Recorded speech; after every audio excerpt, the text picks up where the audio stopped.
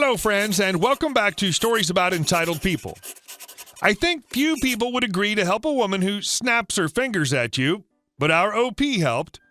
But before we begin, don't forget to subscribe to our channel if you're new here and turn on notifications so you don't miss a new video every single day. Here we go. Dumb little revenge on the road. It's a two-way street, though. I was once in Wellfleet on Cape Cod maybe 10 years ago in early summer, and a woman in an Escalade stopped in the street, rolled her window down, and effing snapped her fingers at me and said, Hey, I'm talking to you. I need you to tell me which way Provincetown is right now. I'm sick of driving around your effing town. The thing is, Cape Cod is curled around like a bicep, so the roads called something like Route 6A East start out going east, then curl north and end up going west, but it's the same road, so the name stays east. After a split-second beat of being affronted, and another split second of being extremely angry, I smiled at her like a crazy person and explained incorrectly about the roads and their stupid names and directions and all sorts of bullcrap, sent her into Turo, the correct direction, then had her get on a road going the wrong direction and sent her way back, 40 or so minutes back downscape. She said, Finally, everyone here is so effing stupid. I'm not even from Wellfleet. No thank you, no nothing. Some people, right? And our second story. My behavior is unacceptable? You're right. Job equals explain below a completed policy. Me equals me, of course. MWA equals manager with attitude.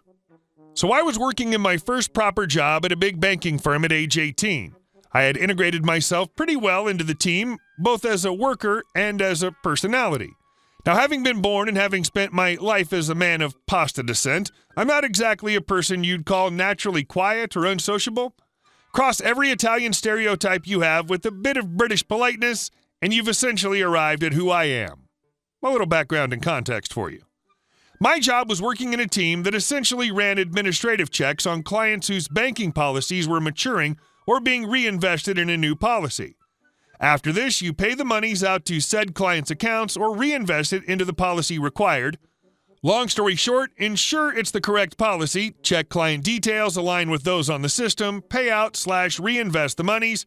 However, the large majority of these policies have some kind of administrative issue, the most common being illegible handwriting, which means you must check the details are correct with the client before taking any action.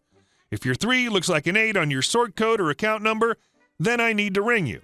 Otherwise, I may pay you $50,000 policy to some lucky randomer. When you fully complete and pay out a policy, this is known as one job. Employees within this team were expected to average 30 jobs per day, 5 days a week, and make no more than a maximum of 5 errors per month, as each job error would cost the firm £150 to rectify. I start this particular week full of confidence, happy with my job. I've been performing extremely well recently, surpassing an average of 52 jobs a day in the last 2 months, alongside no single error to my name. I walk into the office and take my usual seat, boot up my computer, and start chatting to my colleague sitting opposite. How'd your weekend go? Etc. Chit-chat type stuff. At this point, another colleague arrives and joins in our conversation, catching up on things, and we begin having a laugh and just easing into our day. 15 minutes later, MWA arrives. Me. Hey, MWA, how was your weekend? MWA. Yeah, it was okay. Didn't get up to much. How about you? The conversation continues for about 2 minutes or so before we both crack on as usual. All of this is a standard day as far as things go, nothing off whatsoever. Fast forward to about an hour before I finish for the day, and I've gone over to talk about a particularly difficult job I'm working on with a senior colleague with more experience. Understandably, I'm over there for a good 15 minutes trying to figure out the difficulties of paying out monies in a POA, proof of attorney case. Those of you who know will understand the sensitivity around stuff of that nature, but I shan't bore the rest of you. I return to my desk to continue, but am swiftly interrupted.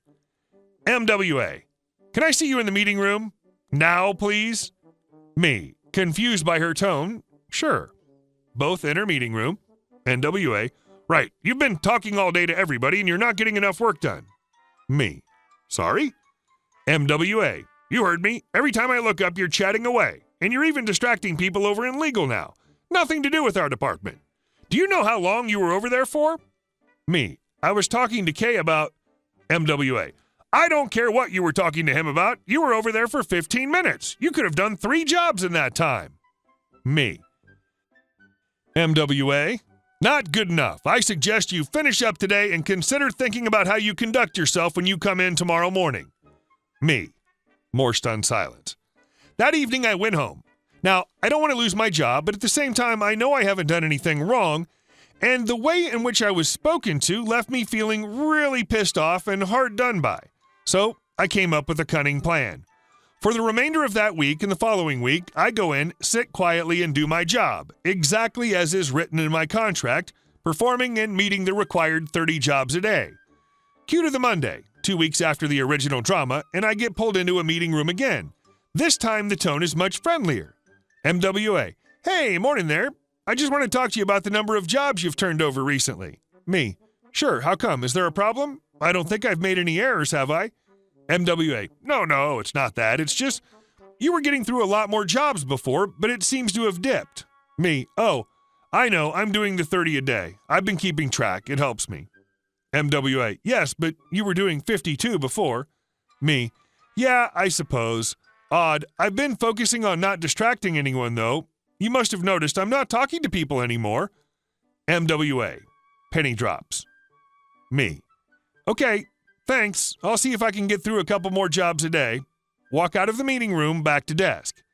Needless to say, we had another meeting the following day where, surprise, surprise, I was informed that as long as I didn't take the piss and continue to exceed my job target, I could go back to being sociable again. Exactly how it was before this whole fiasco. Funny that. Also, I discovered that she'd been forced to ask me about the job number drop-off because her manager had been giving her crap for suddenly having 22 less jobs fulfilled a day over the course of those 2 weeks. And our last story. Ruin my chances at my dream job, will you? Please let me return the favor. I'm a nurse. When I was in nursing school, I loved my rotation through ICU and wanted nothing more than to be an ICU nurse, because I eventually wanted to become a nurse anesthetist. ICU experience is required for anesthesia school. My first job after graduation was not in ICU, but after 10 months as a nurse, I was offered a position in a multi-system ICU. It was a training program for new nurses, and I was told I would get 16 weeks of training. Fantastic, I was so excited. Then, right before I started, I was told, oops, no, you actually only get 6 weeks of training. Okay. Kind of concerned that that's not enough time, but I'm going to try my best. I was somewhat apprehensive, but still excited, until I met my preceptor. This girl was undoubtedly intelligent and knew her job, but she was so mean to me that I was regularly having near panic attacks in the few weeks I worked there. She would send huge emails to the educator about how much I sucked and would ream me out in front of other staff and patients. One time, one of the other nurses had to intervene. The other girl who'd started the program at the same time as me even said how awful my preceptor was being to me. She was also arrogant as F, and always bragged about crap like how her fiancé, who was a practicing nurse anesthetist and made a lot of money, paid all this money for her engagement ring and paid all this money for his surprise proposal. And how once they were married and had kids, if she wanted a $1,000 baby stroller, that's what he was going to buy her. And how her wedding was going to be so big and fancy and expensive and perfect, and she was one of those people who was super Christian and was fake nice and passive-aggressive when talking to you, that it starts to make you wonder if you're crazy for seeing the vile in them. I hated her with the fire of 1,000 burning suns. She was always talking about how she never wanted to be anything but a CRNA, and everything she'd done up to that point was for the sole purpose of becoming a CRNA. It was literally her life's dream. So during the time I worked with her, she was trying to get into anesthesia school. She would regularly come in and tell us how her fiancé would help her take the tests that were required as part of the admissions process for most schools, since he was already a practicing CRNA. Whatever, B. If you want to cheat your way through life, that's your deal.